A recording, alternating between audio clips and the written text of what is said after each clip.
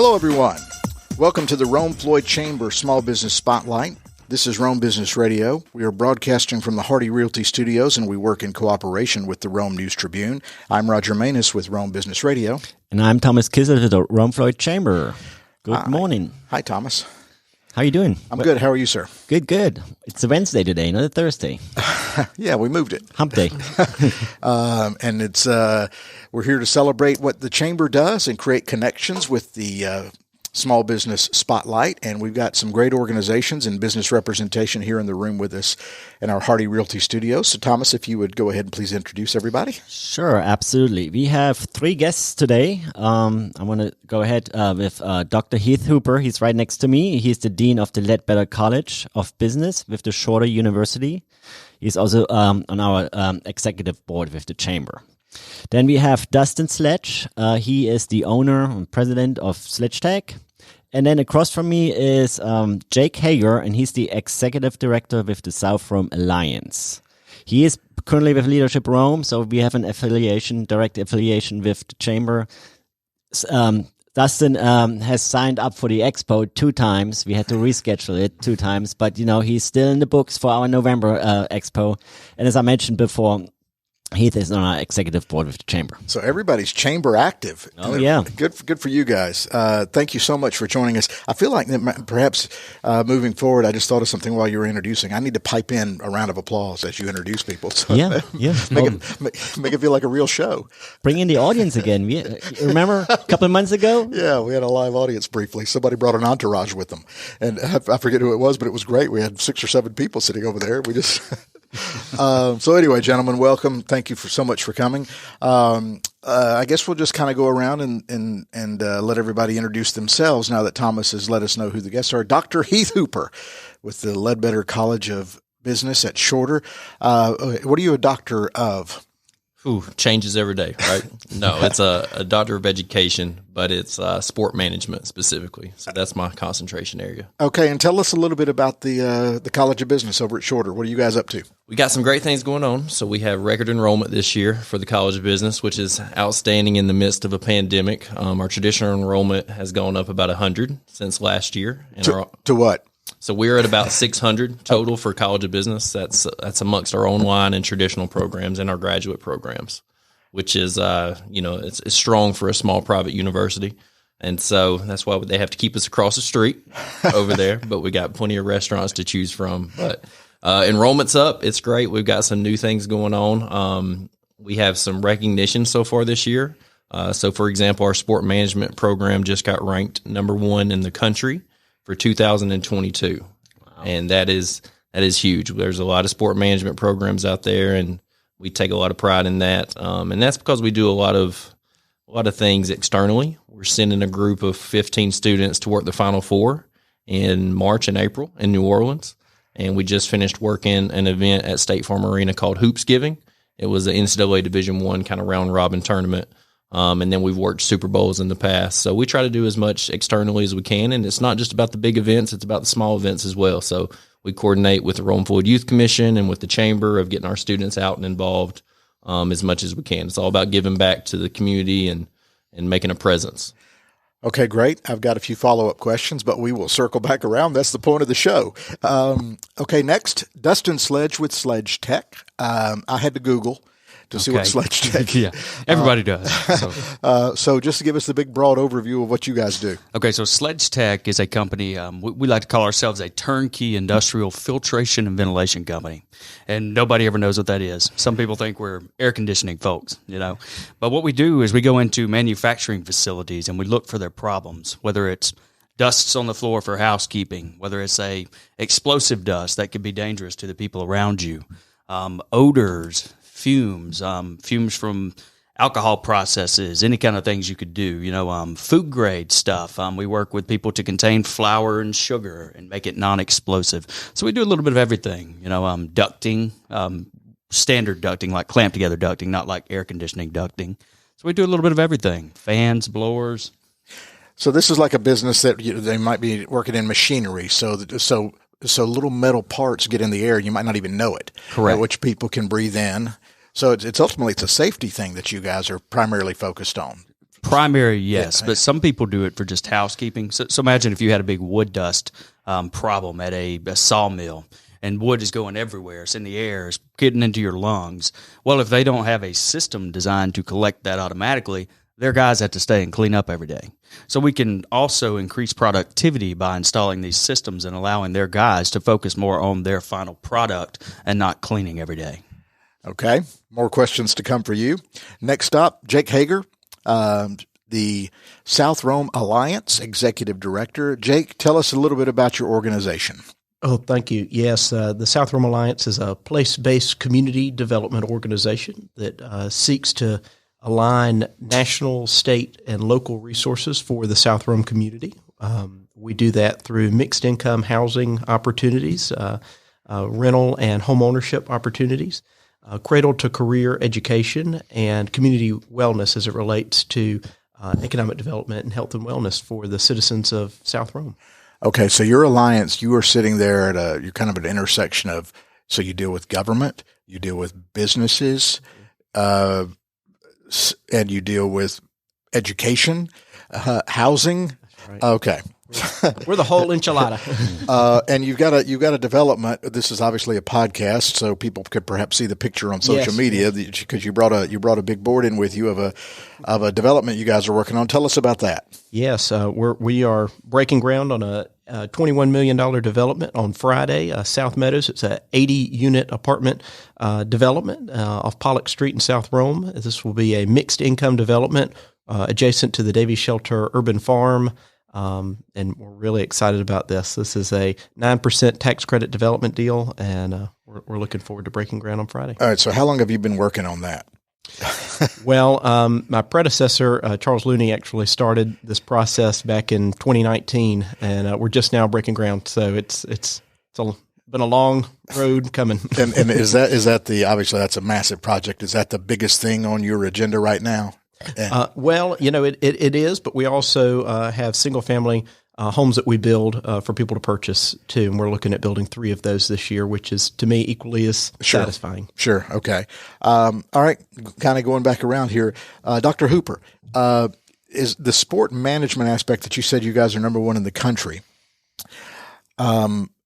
Is that like a subset of or a major, I guess? What would you call it of the business school? A concentration? Absolutely. It's a concentration area. So our degree programs are Bachelor of Business Administration and then a Master of Business Administration. And then we do concentration areas that breaks off of that degree platform. Okay. I would imagine sport management is very popular. It's our largest major, and it's actually the largest major at the whole university.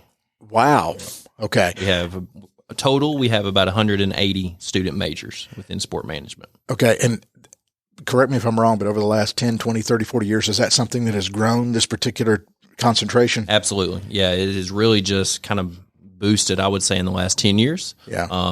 With sport is everywhere, different levels of sport. And, it's not just about going and being a coach. It's about being an athletic administrator, working in facilities, becoming a GM, working operations. There's just a whole plethora. Well, yeah, there's. I have actually a background in TV sports in Atlanta, and there's all kinds of jobs because think of all the sponsorships that are attached to sports and marketing opportunities and PR. So you guys touch on that.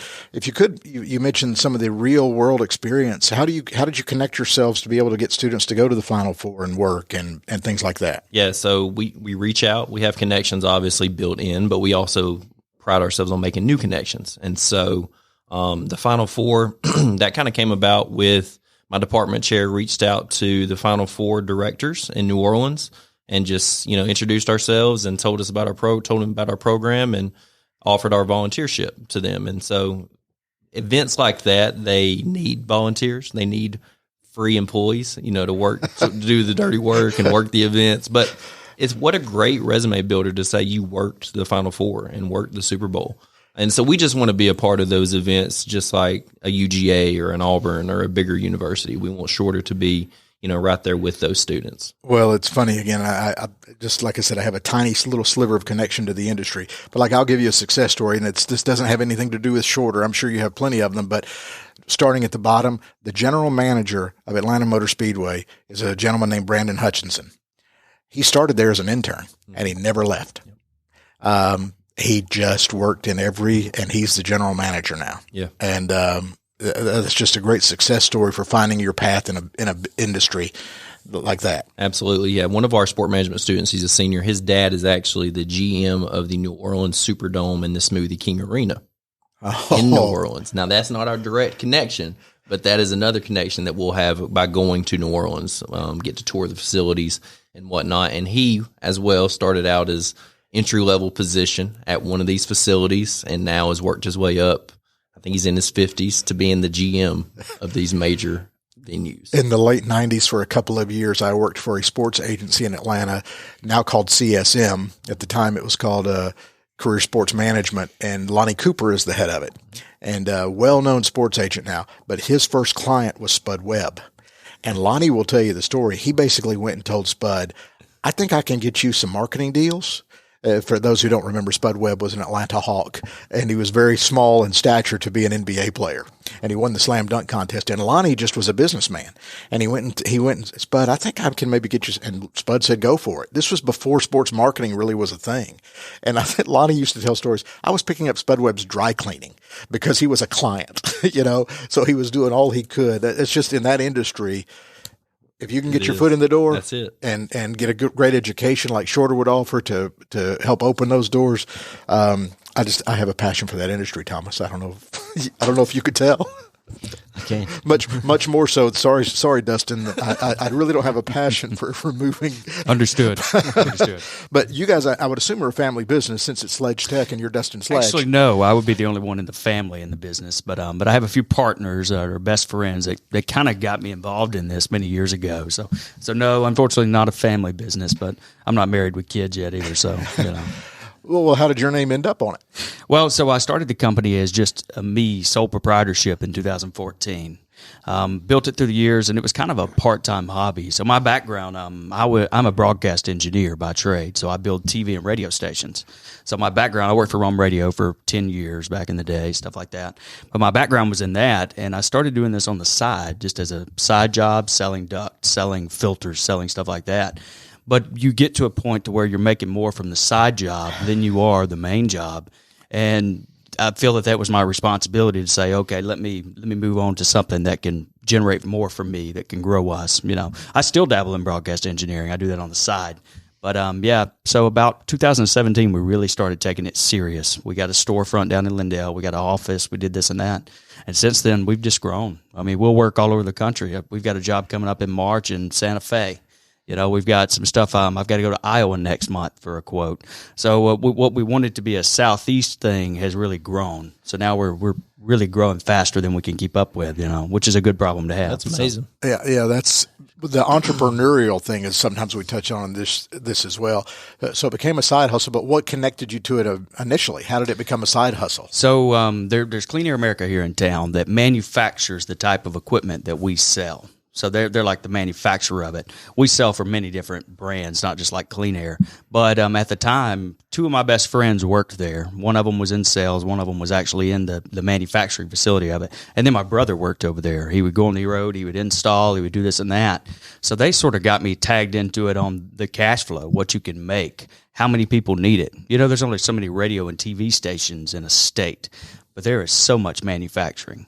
Because we work with food manufacturing, any kind of metal products, wood dust, a little bit of anything you can imagine we work with, ceramics and paints, but a little bit of everything, So it just kind of, I was always next to the industry per se with friends and family that worked in it. But I don't know, something just nagged me and said, well, let's try to get involved with this, And I enjoy a challenge. So learning sales and marketing and kind of developing was always a fun thing for me, Can you talk about the entrepreneurial side of it, the risk to go, hey, this is starting to take off a little bit. Let me see what I can do with this. As for the risk thing, I don't know that I ever got too off the rails with the risk because I always had my broadcast engineering company to fall back with. So we kind of played it soft in the start and got it to where it seemed feasible to take that leap. So at the beginning, there was no real big overhead. I didn't have an office front. I did it out of my house. I kind of worked small team. Well, as it grows, now we've got 3 full-time with us, about to hire a 4th, and we've got 3 part-timers. So we've really grown over the past 3 years, And going national, you said. Yes. Was that in your initial thought? No, not at all. I mean, we really still don't want to be known as a national brand until we build out some infrastructure and we could put, either offices or sales reps in all these places that we would want to cover, So we still focus just on the South, where we know, where we can get to quick and stuff like that. These jobs that come from out of the area, they find us. So we don't advertise in Iowa, that we have no billboards in Iowa saying, hey, do you need filters, But we appreciate all that does come to us, Are you a Rome native? I am, yeah. I'm a Pepperell graduate. So, okay, yes. On purpose? No. On purpose, yes, yeah. 2008. So, yeah. Good for you. Jake, what is your connection? How did you get involved with the South Rome Alliance? What was the start there for you? Great, yeah. Whenever I graduated from Berry, I went to work for the Georgia Department of Community Affairs and Community Development, and worked there in housing and community development finance, and was pulled away from Department of Community Affairs by a commercial real estate firm. Worked in commercial real estate leasing and managing shopping centers in the Southeast, and did that for a couple of years, and then this opportunity came up here in Rome, and I was looking to move back to Rome. Really missed Rome, and was looking for a change to get out of Atlanta. And I thought that this was a great nexus of government experience that I had and some private industry experience, and it's turned out to be a good fit. Are you a Rome native, or would just Berry? Just Berry connection. I'm originally from Southwest Georgia, in Leesburg, right above Albany, and came up here to Rome and loved it for college. Yep, yeah. Yep. Well, good. And so you found a job to bring you back. What are your in a nonprofit where it's like, I would imagine you have a lot more different headaches. Every business has headaches, but your headaches are probably different. What are some of your headaches? Well, you laugh because it's like you have a whole list. yeah. Well, it's like anything else. Part of it is a little bit of fundraising is always a challenge with being a non-for-profit. And so I think that can sometimes be a headache, but we're blessed here in Rome to have a lot of support and a lot of civic-minded people that see the good that we're doing here in South Rome and are philanthropically inclined to give to our organization, being that we're an organization that seeks long-term generational change in South Rome. And that's not instant, right? And it's hard to sometimes see that change over a long period of time. This organization is coming up on 20 years old, started in the early 2000s as South Rome Redevelopment Corporation agency.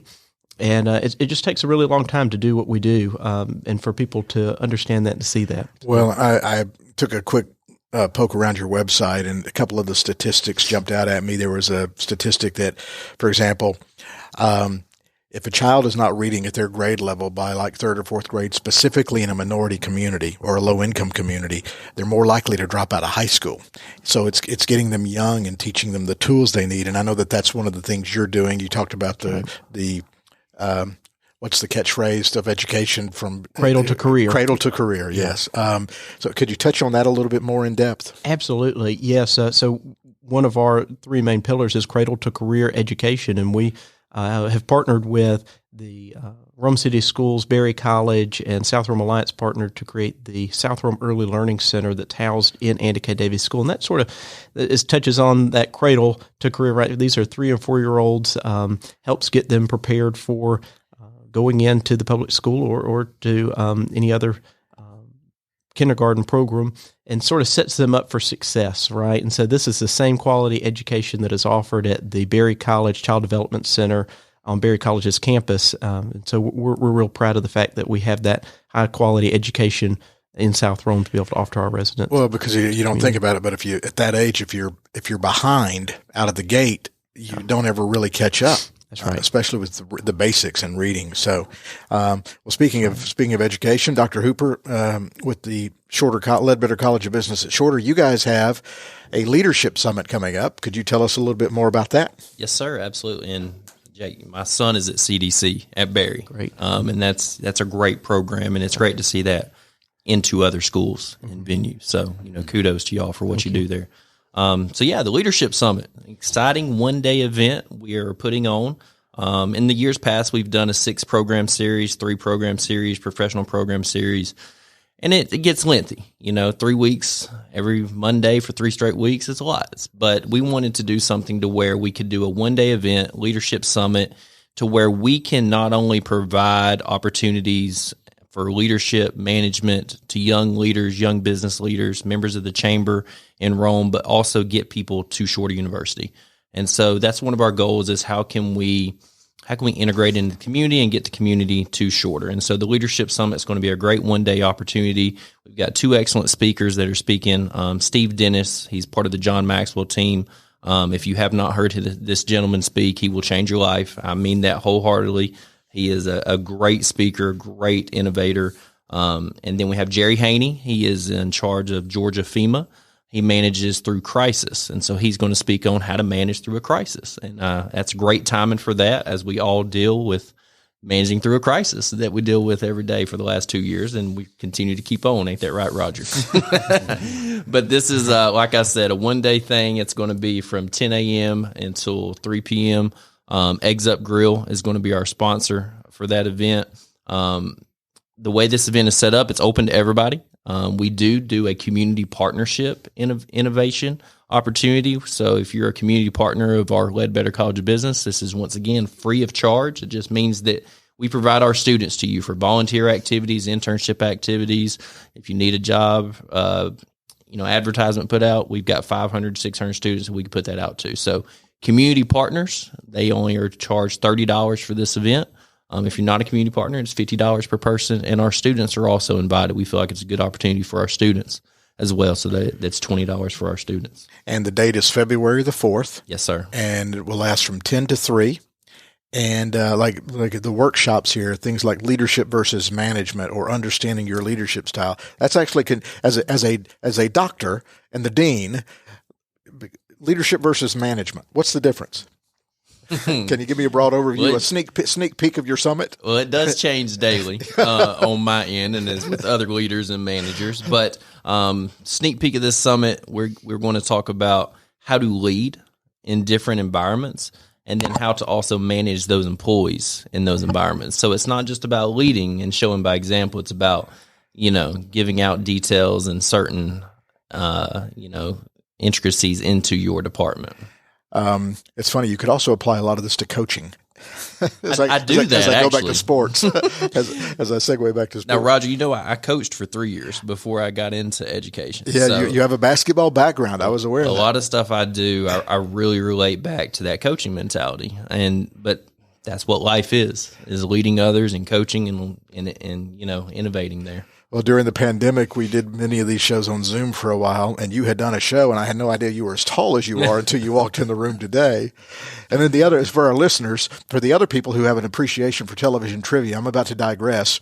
He is Dr. Heath Hooper, and I said, Heath, just like the character on the Big Valley, and he was like, what are you talking about? And I'm like, I'm not old enough to remember when it first aired, but I saw it in reruns. There was a Western TV show called The Big Valley where Lee Majors played a character named Heath, and I thought, well, how funny. Our other guests today are first named Jake and Dustin, and that sounds like a Western TV show, Jake, Dustin, and Heath. And we actually had to Google the Big Valley to find out that the brothers were Heath, Nick, and Jared, but nobody in this room knew about it except for me anyway. But we do have a broadcast engineer over here, right? We do, so yeah, we could start up our own set here, guys. I'm just, if all else fails, we've got this to fall back on. Let me know when to be there. And I'm even acknowledging it was before my time, but I just did in reruns or perhaps it's TV trivia. But you all knew Bonanza and Gunsmoke. Of course. Yep. But the Big Valley, Lee Majors before the $6 Million Man, Linda Evans before Dynasty. This is not ringing a bell with anybody. Just do a new show. Call it Coosa Valley Heroes. Barbara Stanwyck was a movie star and did this. Okay, I digress. You talked about managing through a crisis. Thomas, this is a good opportunity to kind of sing the praises of the chamber, because when the pandemic hit, you guys were incredibly active in helping people navigate like the government funding things to keep payroll going, and I've already forgotten the PP whatever. PPP. Yeah, there we go. And helping businesses through that, and I kind of we're hopefully getting back to normal. But just talk about the challenges that you guys had at the chamber, Thomas, helping businesses work their way through all this. Well, we praise ourselves to always have a solution to a problem. You always can come to the chamber, and we don't have maybe an immediate answer, but we'll find the answer for you. And, navigating through the pandemic, it took some leadership skills. It took some management skills. We connected things. And I think we managed that pretty good. And, that leads me back to this theme kind of, remember, I always have a little theme. Sure. And today it came up. It's not TV Westerns. No, but your buddy and your hero, Elvis. Yeah, that's. I have a quote. He said, "If you can't find a solution, you don't have a problem." And we are all after solutions here. You even search for solutions, Dustin, with your problems. And you always run into different problems in the community, and we have to be creative, think outside of the box, and find solutions to get rid of those headaches that you mentioned earlier. Yeah, well, all businesses have them. So, Dustin, you mentioned earlier that you guys really, you're not out with billboards in Iowa. Mm-hmm. And so, how do you market yourselves? Is it word of mouth? Is it sometimes we do a lot of B2B, like LinkedIn with the sales manager and some of that stuff. But yeah, we've tried traditional forms of advertising, and that doesn't really do well for us because we're B2B, not to the consumers, So a lot of it is word of mouth. A lot of it are manufacturers, the people who make the equipment for us. They'll give us leads to chase down that they acquire. But a lot of it is word of mouth. Just we do a good job here, and they'll tell somebody else, and they'll give us a shout. Now, does your equipment? I apologize for this question because I really don't know. Does your equipment help in COVID world? And you're cleaning the air? We do have an access to some of that stuff, but a lot of that stuff goes more to a consumer market instead of a business market. So we could access some of that, some of the foggers, some of the UV stuff that you would put in line with a duct and stuff like that. But that hasn't really been a big market for us, So you're more about keeping the air clean for the safety of workers during the normal world. Correct. So we get a lot of help from the government because there's like NFPA, the National Fire Code, and what they say, OSHA mandates, how long and what kind of weld smoke you can have around your employees per day, stuff like that. So we have set standards that we fall to make sure our equipment does what they need it to do. Does that make sense? So we get a little. It's not government help; it's government standards that the businesses have to maintain, and you help them achieve that. Correct. Yeah. Yes, absolutely correct. So we get a lot of help from that because a manufacturer knows if I've got employees and I'm endangering them, not only can OSHA shut me down per se, but they can bring a lot of fines. They can do this and that. So we never have to argue with our customers about, hey, you really need to do this. They already generally understand the dangers involved or what their process is. Does that kind of make sense to you? Okay, sure. Good. Yeah. How do you market your guys at South Rome Alliance as a nonprofit? Is it just do whatever you can, whenever you can, social media, podcasts? Podcast. Oh, yeah. I was on the radio with WRGA just this morning. So, yeah, it's a little bit of everything. So, radio. You're a media star. We have a newsletter that goes out. Please check out our website, southromega.org, and sign up for our newsletter. We have a monthly newsletter that goes out regarding the South Rome community and just the goings-on of South Rome. Yeah, always fun events. We just came at Christmas to a fun open house that you had and got our Christmas pictures taken for free. Yes. So, yeah. Yeah, Mark awesome. Law was able to offer community portraits to us. And then today, right after this, I'm actually hosting a lunch for the pastors of South Rome Roundtable. So we do just a lot of different events. What are we having? Duffy's Deli. Come on down. Okay. Any? What do you need? Where do you need help? Do you need money? Do you need volunteers? What do you need? So we like to say that we friends raise and we funds raise. So if you're not in a position to be able to give financially, if you could become a friend of South Rome and like and share us on Facebook and just become involved in what we're trying to accomplish in South Rome and the redevelopment of this area through a community standpoint. But also, if you're financially inclined to give, then we appreciate that too. But we know that first and foremost, we want to raise friends because the financial component will follow. Gotcha. That's a great marketing phrasing, fundraising and friend raising. Like he's done this a time or two. Okay, let's kind of go around the room here and just make sure everybody, if you have any final thoughts, anything you want to make sure you get articulated out there, and to maybe touch on your contact information, website, social media, how can people connect if they need to? Dr. Hooper, we'll start with you. Heath from the Big Valley. I can't believe nobody had ever told you that your entire life. I will ask my parents as soon as we get done with this radio show. Was I named after somebody off the Big Valley? And I'm going to let Roger know. We may do a follow-up interview. Because I think there's only one other Heath I've ever heard of, and that's Heath Schuler, who used to quarterback for. I do know Heath Schuler. Okay. Yes. Yep. Heathcliff, the cat. Okay. Contact information, final thoughts. Leadership Summit, February 4th, 10 to 3.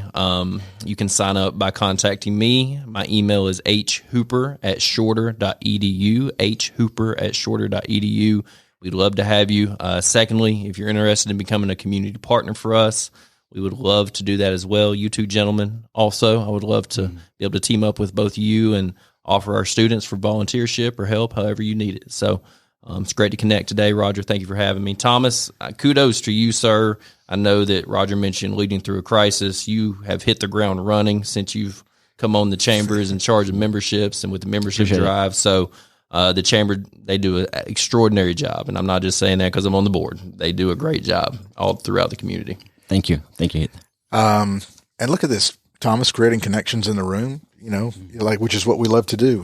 Heath offering his connections to Dustin and Jake here. Dustin, final thoughts, contact information? Final thoughts for us, I want to mention quickly, we have been partnering with the Floyd County College and Career Academy over there, the technical high school. All the people involved in my business actually went there and graduated from there. But we've been teaming with them. We have an intern that works with us, and he's been doing technical drawings for us on a product we're trying to develop. It's been a great partnership. Just wanted to give them a shout out. We love working with them. As for us, we're always looking for qualified sales reps. Anybody who's in the sales industry loves to go knock down doors. We'd love to talk to them, We can always be reached on our website. That's sledge-tech.com. Or if you just Google Sledge Tech, will be the first thing that ever pops up, We appreciate the opportunity to be here with you guys today. All right. Thank you, sir. And Jake, South Rome Alliance.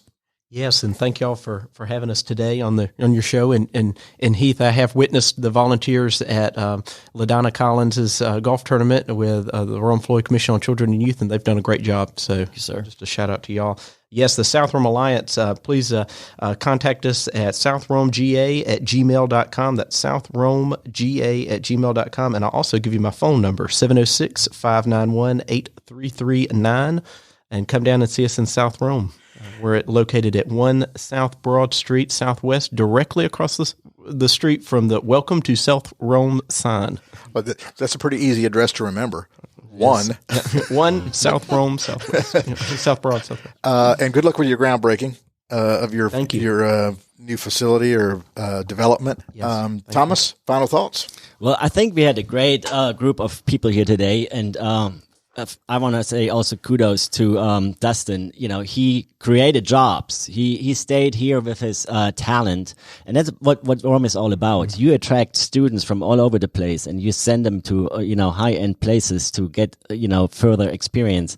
And Jake is taking care of the of the work play quality of life issues that we have, and I think it's a great group. And back to the cowboy theme, to the Western theme. Still thinking here, what we can come up with. The three South Rome's three amigos or something like that, hunting for solutions. That's right. I encourage everybody to Google the Big Valley. It was a great Western, and the theme was. Da, da, da, da, da, da, da, da. You said you needed to change your music for your radio, so that may be it, Roger. What's funny? The trivia keeps popping in my brain. The premise of the show was the character Heath was a bastard child. Okay. Yes, he was. And he showed up at the beginning of the series. They did not know he existed, and he had to fight his way into the Barkley family because he belonged. Yeah, that's good television right there, Thomas. Okay, thanks for listening. Thanks for digressing with us. Guys, really appreciate the time, and good luck to all of you in your endeavors, and appreciate you being here. For Thomas Kislett, I'm Roger Manus with Rome Business Radio. You've been listening to the Rome Floyd Chamber Small Business Spotlight. We broadcast from the Hardy Realty Studios, and we work in cooperation with the Rome News Tribune. See you next time.